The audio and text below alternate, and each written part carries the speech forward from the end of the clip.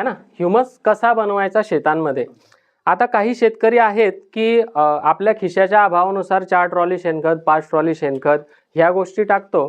तर शेणखत टाकत असताना आपण शेणखत कोणाकडून विकत घेतलं पाहिजे, कारण आपल्याने होणार नाही, गाई म्हशी नाही करू शकत. मला माहिती आहे, मी बी शेतकरी, पंप मारायला माणूस नाही भेटला की मलाच मारावा लागतो, बरोबर. तर गाई म्हशी अशा ज्याही व्यक्तीकडे आहे त्याच्याकडे दानाच्या म्हशी गाई असल्या पाहिजे, किंवा देशी गाय जर असली तर चराऊ गाय असली पाहिजे, जी रानामध्ये जाणारी गाय आहे. घरी आल्यानंतर त्या गायीला व्यवस्थित आपण हाताने गोंजारणे, सगळ्या गोष्टी करणे आणि तिला सकाळ संध्याकाळ आपण तिला मुरवण खाऊ घालणे. आता मुरवण खाऊ घालणे म्हटल्यानंतर काय की आपल्या घरामध्ये तिच्यासाठी जो पालापाचोळा जो बी ठेवून दिलेला आहे, समजा गव्हाचं कूट असू द्या, हरभऱ्याचं कूट असू द्या, तुरीचं कूट असू द्या, उडदाचं असू द्या, हा मिक्स जो आहे, किंवा कडबी असू द्या, ज्या बी काही गोष्टी आहेत, हा जो भरून ठेवलेला जो कोरडा चारा आहे तो तिला खाऊ घालायचा. आता तो खाऊ घालत असताना त्याच्यासोबत द्यायचं काय, हरभऱ्याची पीठ, तुरीचं पीठ, जे आपण किनवण जे बनवत होतो आधी, आजच्या 10 वर्षच झाले, फक्त 10 वर्ष आधी सगळे बनवत होते, मी बी बनवलेलं हाताने ते किनवण, दूध जास्त द्यायला पाहिजे म्हणून. तिला दूध देण्यासाठी जेवढा आपण किनवण देतो ना, त्या गोष्टी जर का दिलं तर त्याच्या पोटात गेल्यानंतर ते फर्मंटेट होतं, आणि ते फर्मंटेशन झाल्यानंतर जे बाहेर येणारं जे शेण असतं ते तुमच्यासाठी हे सगळ्यात चांगलं ह्युमस बनवून देतं. आता ह्युमस बनवायचं म्हटल्यानंतर ताजं शेण नेहमी शेतात जाऊन टाकू शकत नाही, तर त्या शेणाच्या गोवऱ्या करून ठेवायच्या. काय करायच्या, गोवऱ्या करून ठेवायच्या, गोवऱ्या. आणि ते गवऱ्या केलेल्या ज्या आहेत त्या गवऱ्या तुम्हाला काय करायचं, ड्रम घ्यायचा, 200 लिटर किंवा 500 लिटरचा ड्रम घ्यायचा, याच्यामध्ये पाणी भरायचं, 100 लिटर पाणी भरायचं, एक 10 ते 20 गवऱ्या हिच्यात टाकायच्या सुकलेल्या, आणि आपल्या शेतामध्ये जोही झाडांचा जो बी पाला पाचोडा, ज्या काही जडा वगैरे ह्या ज्या काही पडलेल्या आहेत त्या याच्यामध्ये फुल भरून घ्यायच्या. त्या शेणाच्या गवऱ्या बी त्यातच टाकायच्या, त्याच्यामध्ये 10 ते 20 लिटर गोमूत्र टाकायचं, बरोबर. आणि त्याला तिथं कुजू द्यायचं. कुजू देण्यासाठी जर का आपल्याजवळ वेस्ट डिकंपोजर जर असलं तर ते तिच्यात तुम्ही टाकू शकतात, म्हणजे त्या कचऱ्याला ते त्याचं विघटन लवकर करतं, बरोबर. हे 8 ते 10 दिवस जर का तुम्ही ह्या ड्रमला झाकून ठेवलं तर ह्या ड्रममध्ये ते 100 लिटर पाणी 10 दिवसानंतर पूर्ण तपकिरी कलरचं होतं. काय होतं, तपकिरी कलरचं होतं. आता याच्यामध्ये अजून सूक्ष्म जीवाणू जर वाढवायचे असले तर याच्यामध्ये जर ग्लुकोज, फ्रुक्टोज, सुक्रोज जर आपण टाकू शकले तर आता म्हणा हे आणायचं कुठून, तर गुळ जो असतो आपला, गुळ मार्केटमधून आणून डायरेक्ट ह्या टाकीमध्ये टाकायचा नाही. सगळ्यात मोठ्या चुक्या ज्या होत आहेत आपल्या ज्या काम करण्यामध्ये, याला आपण आळशीपणा बी म्हणू शकतो, की उद्याच्या दिवशी गणेश सरांनी सांगितलेलं आहे तर हे ह्युमस बनव, तू ठीक आहे दुकानावरनं गुळ घेऊन शेतात जे, मी इथून हे घेऊन घेतो गौऱ्या, आपण बनवून टाकू. तर तो टाकलेला गुळ जो असतो, तो गुळ जर याच्यामध्ये टाकला तर तो सल्फरयुक्त असतो, त्याच्यामध्ये सल्फर टाकलेला असतो, त्याच्यामध्ये फॉस्फरिक टाकलेला असतो. हा जर का इथं टाकला ना तर ह्या जीवाणूला हा पनपू देत नाही. जर त्याच गुळाला तुम्ही गरम करून जर का चाचणी बनवून जर टाकलं तर तुम्हाला तो 2 किलो गुळ 20 किलोची हवा देतो इथं, कारण ते जीवाणूचं लाईव्ह भोजन असतं, बरोबर. याला करायचं काय, एक 100 लिटर पाणी, हा सुका कचरा पूर्ण भरायचा टाकीमध्ये, बरोबर. याच्यामध्ये वेस्ट डिकंपोजर टाकायचं थोडंसं, अर्धा 1 लिटर, 2 किलो गुळ, बरोबर. आणि शेणाच्या गवऱ्या जर आहे, गाईच्या शेणाच्या गवऱ्या, गाईच्या शेणाच्या गवऱ्या, ताजं शेण जर टाकलं तर चालते, पण ताज्या शेणामधनं जो आपल्याला ह्युमस मिळायला पाहिजे डार्क, तो भेटत नाही, कारण ह्युमस हा सुकलेला पालापाचोळा जो असतो त्याचा चांगला बनतो, ठीक आहे. ताजं शेण जर टाकलं तरी चालतं, पण ताजं शेण टाकल्यानंतर जर आपल्याकडे ड्रीप जर आहे तर ते ड्रीपमध्ये त्याचे ते फुसडे अटकतात. गवऱ्या टाकल्यानंतर त्याचे फुसडे त्याच्यामध्ये अटकत नाही, कारण ते मिश्रण आपण चांगल्या प्रकारे गाळून घेऊ शकतो. कारण आपल्याला सगळीकडे मला माहिती आहे की लेबर मिळत नाही, आणि जर तुम्ही याची स्लरी भरून जर टाकली तर ते सोन्यापेक्षा सुहागा आहे, बरोबर.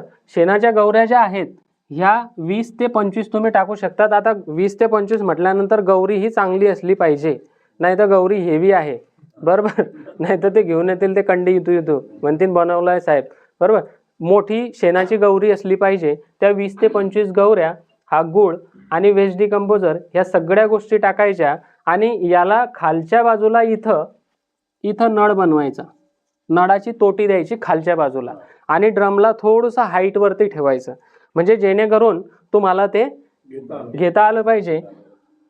गोमूत्र जे आहे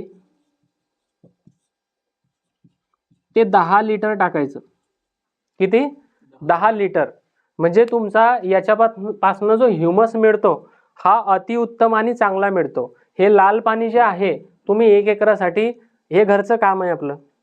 गुळ नाही टाकला तरी चालेल प्रत्येक वेळेस, महिन्यातनं एखादी वेळा गुळ घ्यायचा. बाकी ह्या गौऱ्या आणि ह्या बाकीच्या गोमूत्र आणि वेस्ट डिकम्पोजर याच्यात जर टाकत गेले आणि हे ड्रीपमधनं जर तुम्ही सोडत गेले तर तुम्हाला याच्याने बऱ्यापैकी चांगले रिझल्ट मिळतील.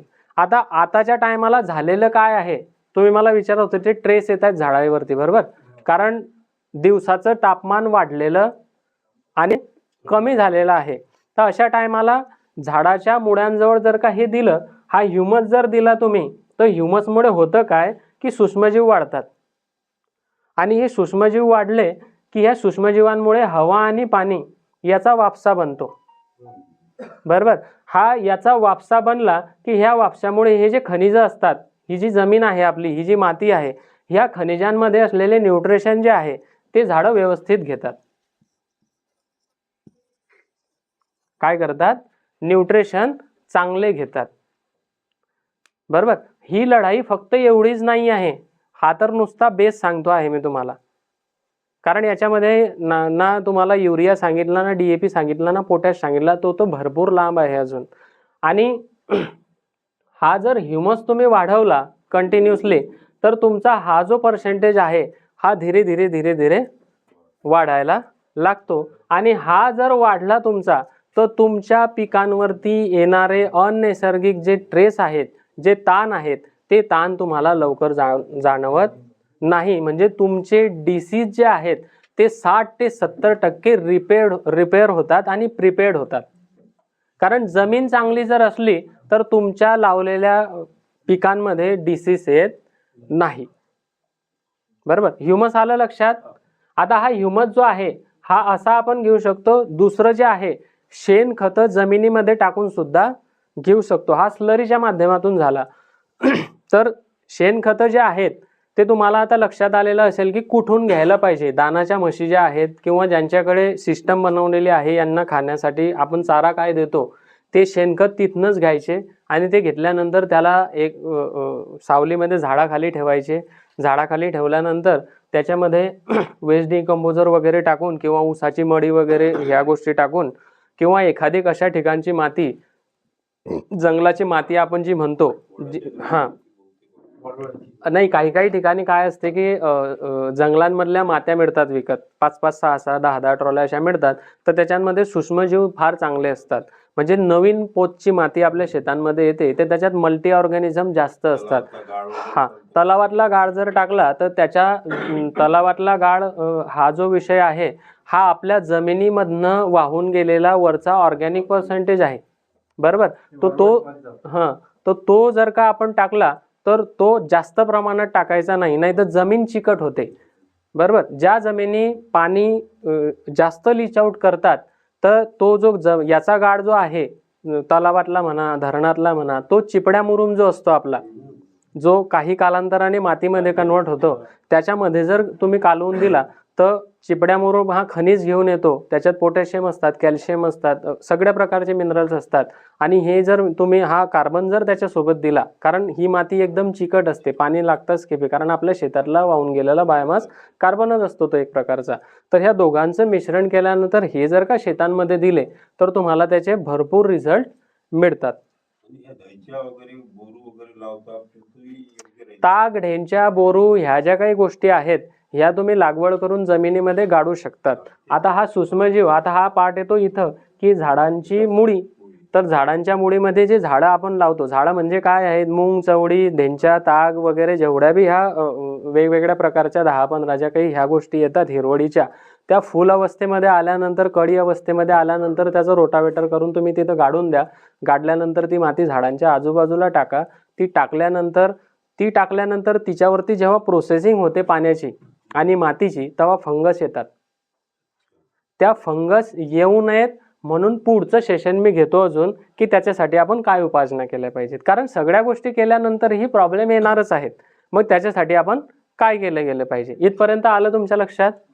सर मग तो ड्रम मध्ये जो चोथा असतो त्याचं काय करायचं? हा जो चोथा असतो ना, हे आपल्या शेतामध्ये एक 10% 15% झाडं कमकुवत असतात, बरोबर. त्या झाडांना हा चोथा टाकून द्यायचा.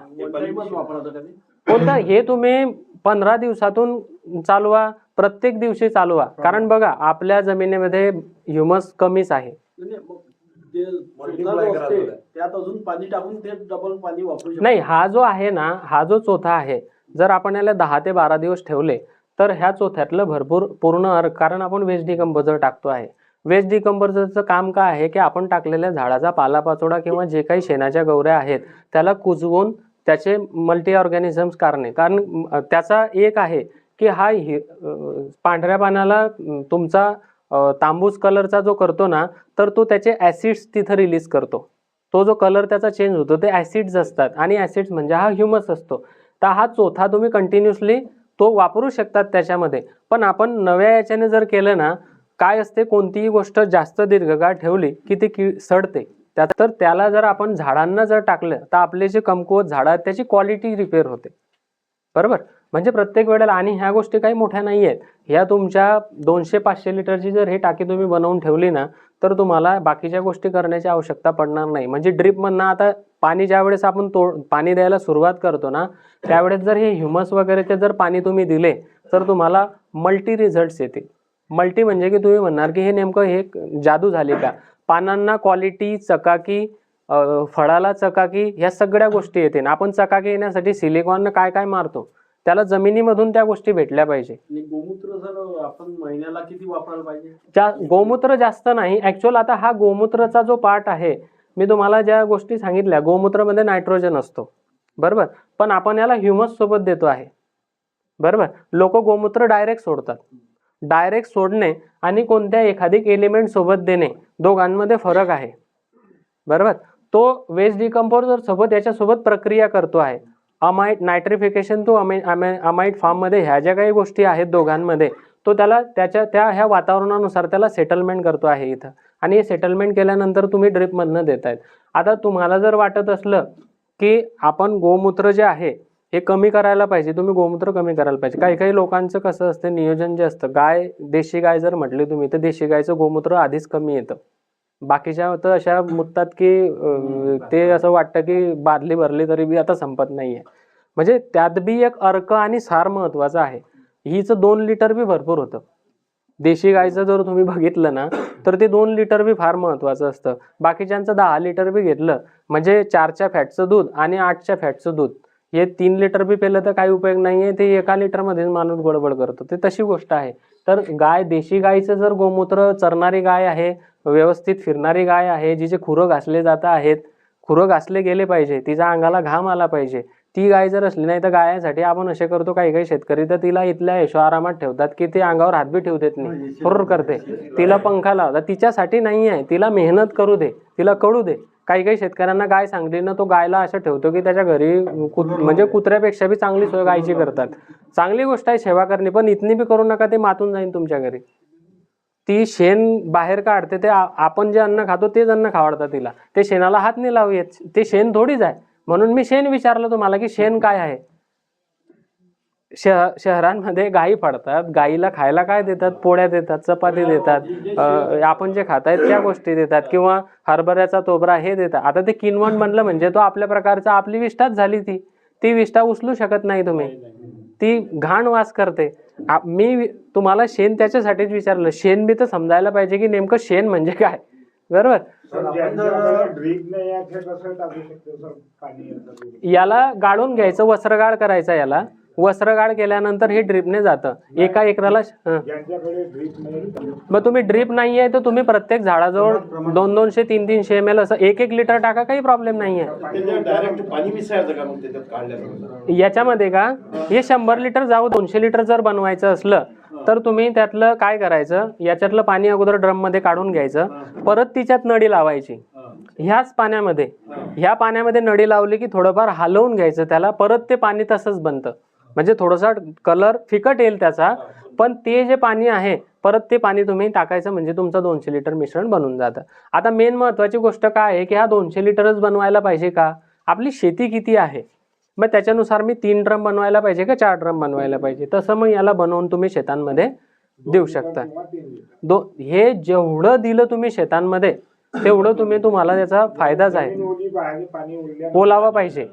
कोणतेही न्यूट्रिशन्स किंवा काहीही गोष्टी देत असताना जमिनीमध्ये ओलावा असणं, मी तुम्हाला बघा मी उलटं नेतोय ना, मी तुम्हाला हे बनवलेलं कशासाठी आहे, ह्या ज्या गोष्टी आहेत ना ह्या जोपर्यंत तुमच्या इथं नाही आहेत तोपर्यंत हा येणार नाही. हे सगळे एकमेकांमध्ये गोल रिंगणामध्ये बांधले गेलेले आहेत. आता हा खेळ झाल्यानंतर हा खेळ फार महत्वाचा राहिलेला आहे. बरोबर, झाडाच्या मुळीसाठी तुम्ही टाक ढेंच्या ह्या गोष्टी सांगितल्या, मी ह्युमस साठी सांगितलं तुम्हाला काय करायचं आहे. हा सूक्ष्मजीवांचा जो घोळ आहे तो फार महत्वाचा आहे, जो की ह्या पूर्ण झाडांमध्ये त्याला न्यूट्रिशन देण्याचं काम करतो, त्याला सोल्युबलायझिंग मोबिलायझिंग ह्या सगळ्या गोष्टी करायचं जे काम करतो हे सूक्ष्मजीव करतात. याचा अभ्यास असणं फार महत्वाची गोष्ट आहेत आणि याचे फार मोठमोठे लेक्चर्स आहेत. म्हणजे प्रत्येक याच्यासाठी जर 3-3 तास जर घेतले मी फळ्यांवरती जर पॉईंट लिहून तर ते सेशन फार मोठं होईल. ते सेशन घेऊत आपण ज्या टायमाला तुम्हाला त्याचे रिझल्ट येतील ते सगळे घेऊत. हे सूक्ष्मजीवांचं घेऊत आता, ठीक आहे. सर आपण जर गांडूळ खत जर बेड लावला त्याच्यातून जे बायोमास जे निघते तो ह्युमसच असतो ना. तुम्हाला जेवढेही बघा जेवढंही तांबड्या कलरचं निघणारं पाणी आहे ते गांडुळापासून निघो का तुमच्या घरामधल्या शेणापासून निघो का तुम्ही हे झाडाचे पालापाचोळा टाकून सन त्या डाबमधनं निघो, तो तांबूस कलरचा कलर हा ह्युमसच असतो. म्हणून आपल्या जमिनीचा कलर कसा आहे, काळपट आहे ना. ज्या जमिनीमध्ये कार्बन पर्सेंटेज चांगला आहे थोडंसं बी पाणी साचलं की तिथं ते पाण्याचा कलर थोडासा तांबूस दिसतो. बघितलेलं असेल तुम्ही. का दिसतो तो, तर त्याच्यामध्ये हा ह्युमस आहे. मग तुम्ही ते वर्मी वॉश टाका काहीही टाका तो तोच प्रकार आहे. समजा 100 लिटर आपलं जमा झालं, मग 100 लिटर जमा 100च झाड होईल, मग ते त्यात पाणी टाकावं लागेल का? तर ते पाणी टाकावं लागेल ना, ते प्युअर निघालं तुमचं. बरोबर आहे. त्या प्युअर मध्ये तुम्ही आणखी 100 लिटर पाणी टाकून सण सोडू शकतात. बरोबर आहे की नाही. तर आता हा एक फंडामेंटल मी छोटसा हे सांगितलं. आता आपल्याजवळ शेती किती आहे आणि आपण त्याला ह्युमसला बनवू किती शकतो हे आपल्याला बनवायचं आहे. बरोबर. ते तुम्हाला त्या गोष्टी कराव्या लागतील. बरोबर. सूक्ष्मजीव काय आहेत, कोणत्याही व्यक्तीला जसं इथं मला जर फेवरेबल वातावरण आहे, तुम्ही जर मला सपोर्ट करताय तोपर्यंत मी इथं राहणार आहे. जर तुम्ही माझा सपोर्ट करायला विरोध केला, तुम्ही माझ्या विषयी वेगळं बोलायला लागले, मी इथं थांबणार आहे का? मी इथून निघून जाईल किंवा माझं बोलणं बंद करून टाकेल. तसंच सूक्ष्मजीवांचं आहे. सूक्ष्मजीवांचं असं आहे की जर का 7च्या पुढे इकडे पीएच गेला तरी सूक्ष्मजीव काम करत नाही, ते डॉर्मन्सीत चालले जातात. इकडे कमी पीएच झाला तरी सुद्धा ते डॉर्मन्सीत जातात. ते कुठेही जात नाही, ते काम करणं बंद करून टाकतात. मग ते काम करता केव्हा, ज्या टायमाला त्यांना ही कंडिशन मिळते, ज्या टायमाला त्यांना ह्या गोष्टी भेटतात. मग त्या कधीही भेटो. एखादी पडीत असलेली जमीन जर का 10 वर्षानंतर पेरली तर तिथं काही उगवत नाही का? उगवते ना. तर ते का उगवतं, मग हे उगवण्याचं काम सगळ्यात मोठं काम जे आहे हे सूक्ष्मजीव करतात. कारण त्याला खालनं ह्या मीडियाच्या माध्यमातून जे न्यूट्रिशन्स आहेत, जे पाण्यामध्ये असणारे जे एलिमेंट्स आहेत, जे हवेमध्ये असणारी जे काही नायट्रोजन आहे, जे काही ऑक्सिजन आहे, हे प्रोव्हाइड करून देण्याचं काम सूक्ष्मजीव करतात. तरच झाड पुढे जिवंत राहू शकतं, नाही तर अन्यथा झाड जिवंत राहू शकत नाही. कारण याच्यामध्ये याचा पण ऑर्गॅनिझमचा पण फार मोठा रोल आहे. आणि हे ऑर्गॅनिझम्स आहे कोणते माहिती आहेत कोणाला?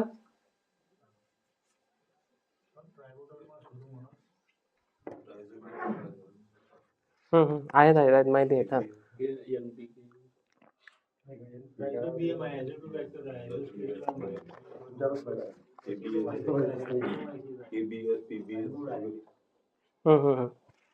नाही म्हणजे ह्या गोष्टी माहिती असणे म्हणजे आहेत. म्हणजे ह्या कशासाठी माहिती आहेत तर ह्या गोष्टी बाटल्यांमध्ये भेटतात.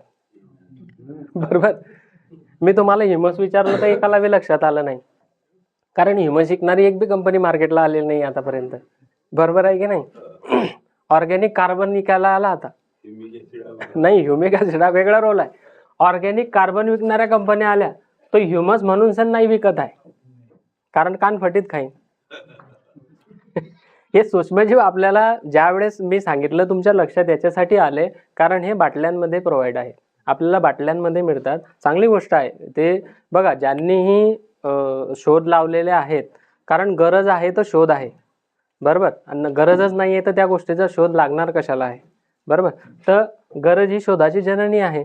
तसं हे सूक्ष्मजीव आपल्याला त्याच्यामुळे माहिती आहेत. आता हे सूक्ष्मजीव जे आहेत याच्या बाबतीत घ्यायला पाहिजे सेशन. याला ह्या आलं लक्षात. बाकी काही प्रॉब्लेम कोणाचे? तुमचा भाऊ प्रश्न नाहीये. आणखी काही असले विचारा. कारण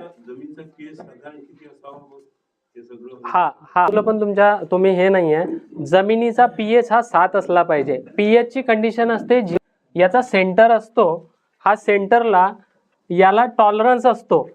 टॉलरन्स म्हणजे काय की आपण इकडे थोडेसे म्हणजे मला तुम्ही दिलेलं आहे की तू इकडे 2 फूट जाऊ शकतो, इकडे 2 फूट जाऊ शकतो, याला टॉलरन्स म्हणतो.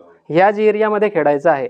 याच्या इकडे गेला तर खाईत पडशील, याच्या इकडे गेला तर नदीत पडशील. बरोबर. तर हा टॉलरन्स असतो हा 7.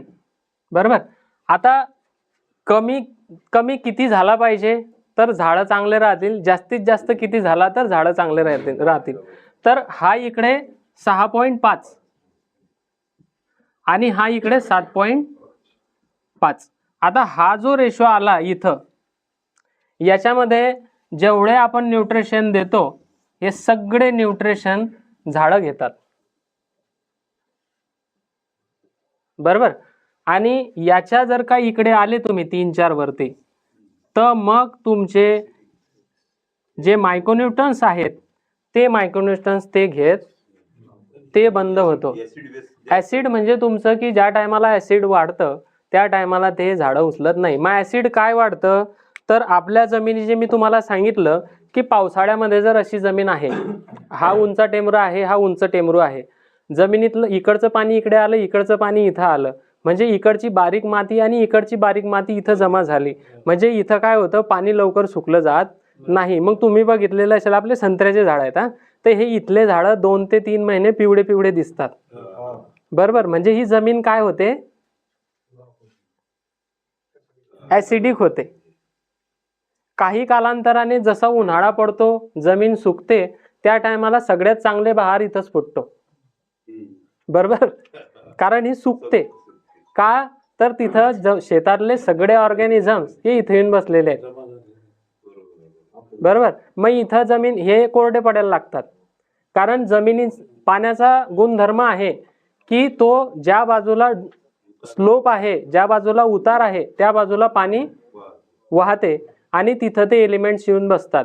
जर ह्या अशा शेतांमध्ये आपल्या जर ड्रीप टाकलेल्या असल्या, जर इथं एक सबमेन आहे आणि इथं एक सबमेन आहे किंवा इथून सबमेन आहे, इकडून इकडे पाणी यायला पाहिजे, इकडून यायला पाहिजे, आणि आपण ड्रीप ॲप्लिकेशन्स करतो आहे 0050 13045 ज्या बी काही ॲप्लिकेशन्स करतो आहे, तर सगळे न्यूट्रिशन कुठे पडणार जास्त ह्या भागामध्ये. म्हणून तुमची ह्या एवढी जी बाग आहे ती क्वालिटीची येते आणि तोंडावरती बागा गुदमरतात. केळीवाल्यांच्या बाबतीत सगळ्यात मोठा प्रश्न असतो हा. साहेब रोपच खराब दिली होती, ती तुम्ही तर मिक्सचर रोपं दिली. बरोबर. तर ह्या आम्हाला माहिती आहे, हे तुमच्या लक्षात येत असेल, तुमच्या संत्र्यावाल्यांच्या लक्षात येत असते की ह्या गोष्टी होतात. तर हे याच्यामुळेच होतं की याच्यामध्ये हा पीएच कमी झाला, तिथं पचपच पाणी थांबतं, हातात जर माती घेतली तर तिथं गाळ असतो त्याच्यामुळे, आणि तो सुकला की तिथं पानं वगैरे व्यवस्थित येतात. हे आलं तुमच्या लक्षात पीएचचं. आता 8 समोर आहे इकडे 8 8.5 पर्यंत हे 8 8.5 जे आहेत हे जर गेले इकडे तर याच्यामुळे न्यूट्रिशन जे आहेत ते बी झाड घेणं बंद करतं, कारण जमीन हार्ड होत चालते त्या तिकडच्या बाजूला. ह्या बाजूला गेल्यानंतर जमीनचं हार्डनेस वाढतो, जमीनमध्ये क्षार वाढतात, क्षार वाढल्यामुळे तिकडचे हे बाकीचे अन्नद्रव्य घेणं टोटल जमीन बंद करून टाकते. आता तुम्ही मला हे विचारायला पाहिजे की याला मेंटेन कसं केलं पाहिजे. ह्युमसचं सांगितलं तुम्ही गौऱ्याने, पीएच वाढला ते कमी करण्यासाठी त्याच्यासाठी हा मग मी तेच सांगतो आहे की प्रश्न आले पाहिजे तुमचे, बरोबर. कालपासून हा तुमच्या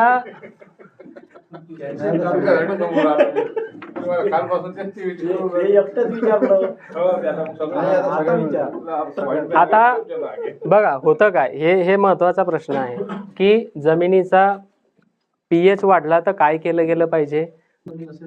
चुनखडी युक्त जर जमीन असतील तर चुनखडीचं पण सांगतो, कारण चुनखडी जमिनीमध्ये कॅल्शियम हा जास्त प्रमाणात असतो.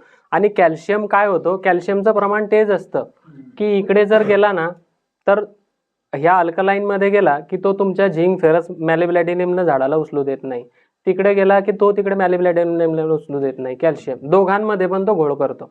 आणि बॅलन्स जर असलं तर मग काहीच प्रॉब्लेम नाहीये. तुम्ही बघा चुनखडीची जमीन असू द्या, सगळं असू द्या, ज्या शेतकऱ्यांच्या वराप चांगल्या आहे, जमिनी बसत्या आहे, त्यांचं पाण्याचं नियोजन आहे, त्यांच्या इथं ते प्रॉब्लेम येत नाहीत, बरोबर आहे की नाही. तर सर्वात महत्वाची गोष्ट काय आहे की वराप, वापसा, हवा आणि पाणी, बरोबर. आता मेन महत्वाच्या मुद्द्यावरती येऊ की हा पीएच वाढतो कशामुळे. सर्वात आधी ते महत्वाचं आहे. कमी होतो कशामुळे हे तर जाऊ द्या तिकडे, वाढतो कशामुळे. आपण काय करतो, झाडांना पाणी आणि अन्नद्रव्य देतो. काय देतो, पाणी आणि अन्नद्रव्य. कारण प्रत्येक शेतकरी हा कितीही सांगितलं किंवा काहीही केलं तर आपण रासायनिक खत हे देतोच. तर रासायनिक खत म्हटल्यानंतर ही एक प्रकारची माती आहे, त्या मातीला केमिकल बाउंडिंग करून आपल्यापर्यंत पोहोचवण्याचं काम हे केलेलं आहे. तर ते केमिकल बाउंडिंग जे आहे ते काय आहे, तर तो सोडियम सॉल्ट आहे. काय आहे, ते जे बाउंडिंग करून आलेले जे दाणे आहेत ते सोडियम सॉल्ट आहेत, कारण ते ग्रॅन्युअरमध्ये मिळालं पाहिजे. आणि तो सोडियम सॉल्ट ज्या टायमाला आपण साध्या पाण्यामध्ये विरघळून टाकतो तर ते परत पाण्यामध्ये बी काय आहे, सॉल्टच आहे, तो डबल होतो. आणि आपण कंटिन्युअसली पाणी देतो, कारण आपलं कामच आहे शेतांमध्ये पाणी देणं, पट पाणी द्या, ड्रिपने पाणी द्या, सगळं द्या. तर त्याच्याने आपल्या जमिनी काय होत आहेत, सरफेस हार्ड होतो आहे आणि त्याच्यामुळे आपला पीएच वाढतो आहे. शेणखतं फार कमी झाले. दुसरी गोष्ट, आजच्या 20, 25, 30 वर्ष अगोदर शेतामध्ये पाणी पडल्यानंतर जमिनीत मुरत होतं, कारण हार्डनेस कमी होता. आता जमिनीत शेतामध्ये पाणी मुरत नाही, थोडासा जास्त पाऊस झाला की तिथं पाणी थांबतं, तुंबतं. कारण का, तुमच्या जमिनीमध्ये पोरॅसिटी राहिलेली नाही. आणि ही पोरॅसिटी केव्हा वाढते, ज्या टायमाला तुम्ही ह्युमस ठेवतात. आणि ह्युमस ठेवल्यामुळे तुमचे गांडूळ येतात. गांडूळ आले रे आले की ते 100 ते 150 फुटाची चांडणी करतात. किती, 100 ते 150 फुटाची चांडणी करतात. त्यांनी चांडणी केली त्यावेळेस ज्या टायमाला देवाचा पाऊस पडतो, तो देवाचं पडणारं पाऊस जो असतो हा पण ॲसिडिकच असतो. काय असतो, देवाचं पडणारं पाणी हे ॲसिडिकच फॉर्ममध्ये असतं. म्हणून तुम्ही बघितलेलं असेल की पाऊस पडला रे पडला की सगळं जंगलं, सगळे पानं हिरवेगार होतात, कारण जमिनीवरती पडलेला सोडियम सॉल्ट जो असतो तो सॉल्युबल फॉर्ममध्ये होतो. आणि सॉल्युबलमध्ये झाल्यानंतर त्याला न्यूट्रिशन अपटेकिंग वाढतं आणि ह्युमिडिटी वाढते, बरोबर. आणि हा जो क्षार आहे हा क्षार धुतला जातो. शेतात जमिनीवरती जेव्हा पाणी पडतं ना, तर जे पाणी आपल्या शेतातून बाहेर निघून जातं आता नाल्याने, ओढ्याने, मला सांगा की ज्यांच्या जमिनी धरणाच्या बाजूला आहेत त्यांच्या जमिनी बी काही ढंगाच्या नाही आहेत, त्यांचा बी पाण्याचा पीएच हाय लेवल गेलेला आहे. कारण काय आहे की पाऊस पडल्यानंतर जमिनीवरती पाऊस पडतो, पाऊस पडल्यानंतर जमिनीवरती आपण हार्ड फर्टिलायझर, रासायनिक खतं दिलेले असतात, तेच एलिमेंट्स पाण्यासोबत वाहून तिथं जातात आणि तिथं हार्ड सोल्युबल होतात. तिथं ते पाण्याचा पीएच जास्तच असतो आणि तो आपल्या शेतांमध्ये जर आला तर तो pH अजून वाढवतो. म्हणून पूर्ण सायकलला कंप्लीट करण्यासाठी सगळ्यात लास्ट पॉइंट येतो तोच की तुम्हाला ह्युमसच वाढवावं लागेल. बरोबर, कारण ह्युमस वाढवला गांडूळ येईल, गांडूळ आल्यानंतर तुमच्या जमिनीची चाळणी होईल, चाळणी झाल्यानंतर तुमचे जे वरच्या लेवलला एलिमेंट्स पडलेले आहेत सोडियम सॉल्ट हे सगळं त्या देवाच्या पाण्याने धूत खाली चालले जातील. ते धुतल्यानंतर तुमच्या जमिनीमध्ये ते पाणी गेल्यानंतर तुमच्या जमिनीमध्ये जे पाणी खोल गेलेलं आहे ते पाण्याची लेवल वाढून जाईल. आज आपल्या जमिनीची अशी कंडिशन आहे की पाण्याचा जो स्रोत आहे जो आजच्या 50 ते 60 वर्ष आधी 100 फुटावर 125 फुटावरती होता तो आज 700, 800, 600 फुटावरती गेलेला आहे. आता मला सांगा, जर का तुम्ही हे मृत साठे जर का जमिनीमधनं काढत आहेत तर हे किती वर्ष पुराणे असतील? ते लाईव्ह पाणी तर नसेल की चाला भाऊ एखादी नदीची धार खालनं तिथनं 700 फुटावर कधी जाणार आहे? किती खडक फोडावे लागतात. लाईव्ह पाणी हे जे असतात वरच्या 250 फुटावरती असतात जमिनीच्या धार. समोर त्याला शेणखत कसं बनवणार झालेला टाकतात. बरोबर. नाही, तुमचं अटकलेलं शेणखत लय दूर गेला. आता हे जर नाही झालं ना तर शेणखत तुम्ही ट्रॉलीच्या ट्रॉल्या काय गाड्याच्या गाड्या टाका, त्याचा फरक नाही येणार. प्रत्येक कास्तकार काय असतं 10 ट्रॉल्या 20 ट्रॉल्या 50 ट्रॉल्या आणते, पण डायरेक्ट आणल्या उखंड्यातून का शेतीत फेकून देते. नाही, याचं एक 2 मिनिटाचं घेऊ द्या. कारण बघा होतं काय की बघा पॉइंट समजून घ्यायचे आणि जर समजले तर तुम्ही याच्यावरती वर्क करू शकतात. मटेरियल विकायला मला भरपूर सेशन आहे सांगायला, मटेरियलला तर माझ्याजवळ भरपूर खजिना आहे सांगायला काय काय कोणत्या कोणत्या अवस्थेत टाकायला पाहिजे. पण हे बेसिक आहे. हा pH आता ह्या ह्युमसवरती आलं, गांडूळ वगैरे. आता मेन प्रॉब्लेम काय येतात, भरपूर शेतकरी बिचारे 2 एकर 3 एकर 4 एकरचे शेतकरी आहेत, ते हे ह्युमस बी सोडलं, गांडूळ बी आले, जमिनीमध्ये ड्रिंचिंग बी केल्या. डुकरांचा त्रास, शेतकऱ्याला सगळाच त्रास आहे. डुकरं आहे, रोही आहे, ह्या सगळ्या गोष्टी आहेत. तर शेतकऱ्याने काय करायचं, सगळ्यात अगोदर आपल्या शेतीला चारी बाजूने प्रोटेक्शन करण्याचा प्रयत्न करायचा. आतापासनं पुढे जेव्हाही थोडाफार पैसा आला तर शेतांमध्ये वॉल बाउंड्र्या करण्यास सुरू करा. वॉल बाउंड्र्या म्हणजे काय, कमीत कमी जाडी तरी झाली पाहिजे.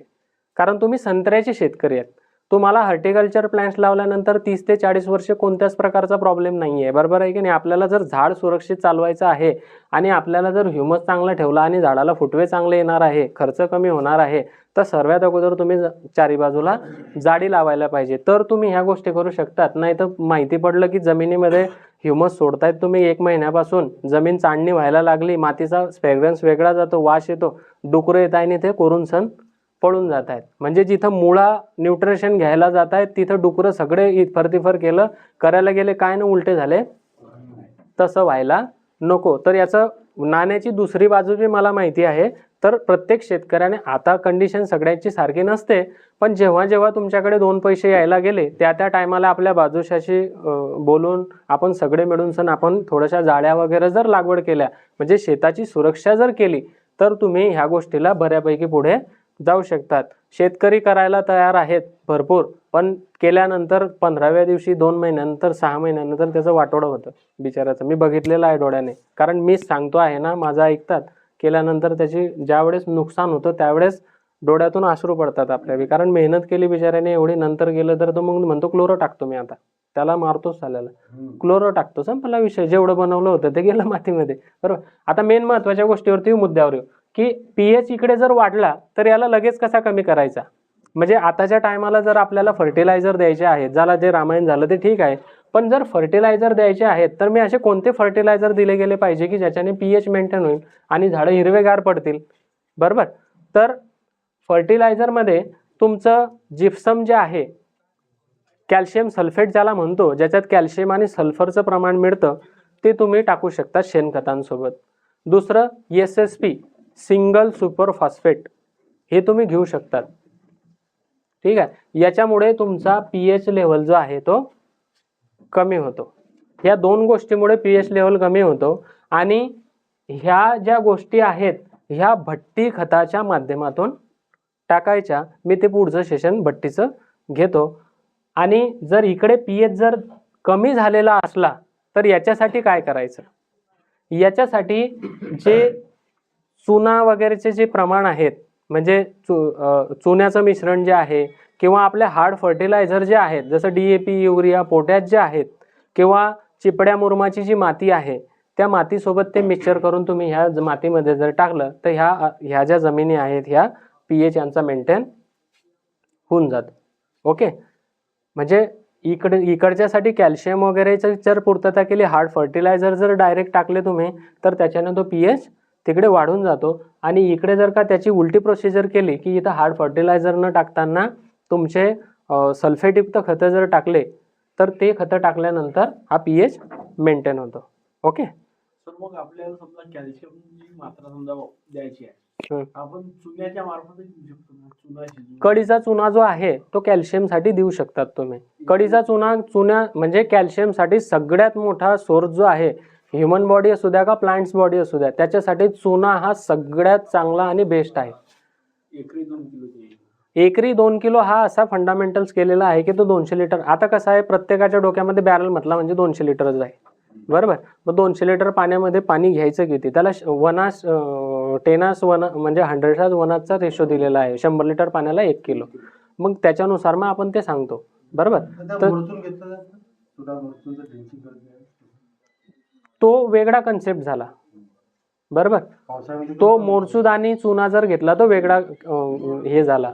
तो तुमचा विल्टिंग वगैरे जो काही हा येतो ना त्याच्यासाठी तो चांगला, म्हणजे बोडो मिश्रण जो बनवतो आपण तो एक वेगळा झाला. नुसता चुना देणे हा वेगळा झाला, बरोबर. तो तुम्ही समजा एकरी 4 ते 5 किलो शेणखतासोबत किंवा बेंटोनाइट सल्फर वगैरे जो असतो, काय असते महत्त्वाची गोष्ट की आपण जेवढेही खतं जे टाकतो ना त्याला चिलेशन करून टाकायचे. चिलेशन म्हणजे काय की मार्केटमधने नाही चिलेशन, त्याला शेणखतांसोबत त्याचं बाउंडिंग तोडून घ्यायचं. मग अगोदर तो समजा चुना जर आपण पाण्यात टाकला, दोन विरघळून पाणी केलं आणि ते पाणी समजा शेणखतात घालून मग भट्टी लावून द्यायची. नाही, डायरेक्ट टाका ना. 5 किलो चुना आणला तुम्ही, त्याचे कुटून घ्यायचा, 100-200 किलो शेणखत घ्यायचं. शेणखत 100-200 किलो, ते शेणखताला थोडासा ओलावा द्यायचा, मॉइश्चर द्यायचं. मॉइश्चर दिल्यानंतर बेंटोनाइट सल्फर घ्यायचं, दाणे ते डाळ जी मिळते ती समजा एका एकराला 2 ते 3 किलो. ते लवकर काही विरघळत नाही. ते चुना आणि ते सल्फर आणि तुमचं शेणखताला मॉइश्चर द्यायचं. म्हणजे त्या चुन्यामध्ये गेल्यानंतर फक्त मिश्रण करत असताना ग्लव्स आणि शूज गमबूट घातलेले असायला पाहिजे, नाही तर ते रिॲक्शन करतं पायावरती, डायरेक्ट पायाला फोडून टाकतं. त्याला कालवून घेतल्याच्या नंतर त्याची भट्टी मारून द्यायची. तुमच्या 10 दिवसानंतर भट्टी खोडली की काहीच नाही, दाढ दिसते थोडीफार, पण तो चुना तिच्यात गायब झालेला असतो. तो कॅल्शियम सल्फाईडमध्ये कन्वर्ट झालेला असतो. आणि तो जर का तुम्ही एवढा जरी दिला ना तर झाडांवरती हे जे थंडीचे ट्रेस येतात, हे थंडीचे ट्रेस त्याच्यामुळे येत नाही. फक्त करायचं काय की भट्टी खात रासायनिक जे NPK दिलेलं आहे तिथं तो टाकला गेला नको पाहिजे, त्याच्या विरुद्ध दिशेला पडला गेला पाहिजे. नाहीतर याच्यात आणि त्याच्यामध्ये दोघांमध्ये कॅल्शियम आणि फॉस्फाईडचे रिॲक्शन होतात. तो कॅल्शियम फॉस्फाईड झाला की दोघं अटकून बसतात. आपण विचार करतो की टाकलाय आता यावेळेस दोन्ही भट्टी खाते, एक तर काय होतं पाहू, ते खाली सॅच्युरायझेशन करून बसले, ते मोबिलायझेशन होत नाही, बरोबर. या गोष्टीकडे लक्ष ठेवायचं. त्या गोष्टीसाठी माझे सेशन येणार आहे, छोट्या छोट्या गोष्टी मी बाईट बनवणार आहे. आता याला मिटवू. चुना आता जे ट्रेस वगैरे काढसान, जे कॅल्शियम नायट्रेट वगैरे जे टाकायचे प्रयत्न तुम्हाला जे सांगतात ना, त्या शेड्यूलनुसार तुम्ही त्याला बनवून ठेवू शकतात आणि त्याला टाकून द्यायचा. फक्त टाकण्याची जी प्रोसेसिंग आहे, जसं आपल्याला फुटवा पाणी दिल्यानंतर दुसऱ्या पाण्याला तिसऱ्या पाण्याला सांगतात, तर त्याच्या 10 दिवस आधी बनवून ठेवायचं त्याला. दाना सेट झाल्यानंतर हां. आणि असंही तुमच्याकडे काय आहे की कॅल्शियमचं प्रमाण चांगलं आहे. तुम्ही मातीमध्ये ह्युमसवरती आणि जीवाणूवरती जर काम केलं, संत्र्याचे शेतकरी आहेत, तर तुम्ही या जमिनीला सेट करू शकतात. सेट म्हणजे काय की याला कुलूप किल्ली लावू शकतात, याला ताला लावू शकतात. कारण हा 30 ते 40 वर्षाचा प्रोजेक्ट आहे, बरोबर. आणि ह्या प्रोजेक्ट जर तुम्ही केले तर तुम्ही ह्या सेंद्रिय शेतीला बऱ्यापैकी जोड देऊ शकतात. आणि सर्वात महत्त्वाचा मुद्दा, जर तुम्हाला ग्रीन टॅगिंग जर मिळून गेलं ना, मी सांगतो तुमच्यासारख्या शेतकऱ्यांना, समजा आज जो ग्रुप बसलेला आहे, मी जेवढ्याही गोष्टी तुम्हाला सांगतो आहे, याच्याने जर का तुमच्या ह्या संत्र्याला ग्रीन टॅगिंग जर मिळून गेलं ना, ग्रीन टॅग म्हणजे काय, रेसिड्यू फ्री फार्मिंग जर भेटून गेले ना, मजाक नाही सांगत, तुमच्या फील्ड जे व्यवस्थित व्यापारी आहेत ना ते सोडणार नाहीत. कारण ह्या फळाची मार्केटिंग हे व्हिडिओ नॉर्मल नाही आहेत, खाणारे सुद्धा बघतात. कारण लोकांना एवढे भयंकर भयंकर आजार होत आहेत ना, त्याच्यामुळे ते बघतात की कोण कुठे काय गाईडलाईन देतात आणि यांचे गाईडलाईन कोण कुठे फॉलो करतात. तर त्या ठिकाणी आपण व्यापाऱ्यांना पाठवून आपण तिथनं बोलवू शकतो. मोठमोठ्या कॉलनीज आहेत, त्यांचे ठरवलेले दुकान आहेत, ते त्यांना पाठवतात की आपल्या चेंबरला तिथून माल नाही आणता येणार का. मग संत्रा हा जर का इथून अशा प्रतीचा जर उचलला गेला तर रेट तर तुम्ही सांगणार ना मग त्याला. तेव्हा आपण ज्यावेळेस व्यापाराकडे जातो त्यावेळेस त्याचे रेट आपल्याला घ्यावे लागतात, पण व्यापारी ज्यावेळेस आपल्या शेतामध्ये येतो त्यावेळेस आपण त्याला रेट सांगतो की माझा माल असा द्यायचा आहे. बरोबर आहे की नाही. तर त्या गोष्टी जर झाल्या फार फायद्याचं होईल. आता पुढचं जे सेशन आहे हे सूक्ष्मजीवांवरती करू, कारण